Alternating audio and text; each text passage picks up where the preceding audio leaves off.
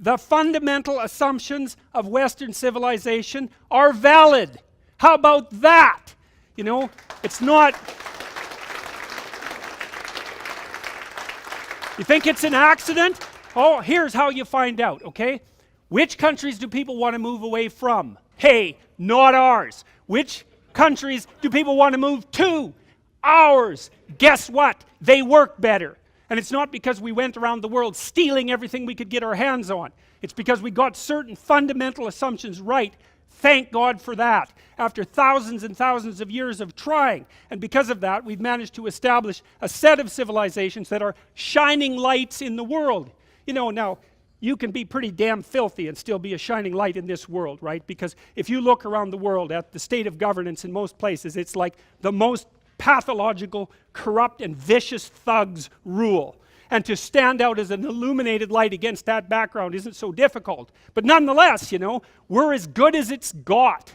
And unless we can come up with something better, we should be very careful about messing around with that. So why don't we start with the assumption that we're doing something right? One of the things we're doing right, for example, is that we actually value the individual, right? The individual has intrinsic value in Western societies. Do you know how long it took people to formulate that as an idea? And how unlikely that idea is that poor you, you know, useless, powerless you, with all your damn faults, you're actually worth something.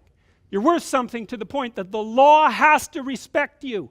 God, we don't want to abandon that for some half-witted collectivism, which we're doing as rapidly as possible, because one of the things that characterizes the radical left types is they don't give a damn about you as an individual or about individuals at all. You're black or you're white or you're Latino or you're transsexual or you're homosexual or whatever.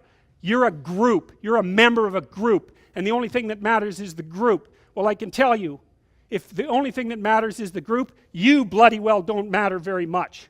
And then you got to ask yourself just exactly what sort of people are trying to set things up so it is that the individual doesn't matter very much. Well, it's the sort of people to whom the individual doesn't matter very much. And I might suggest that you don't elect them, and that when they attempt to take power, that you do everything you can to stop them.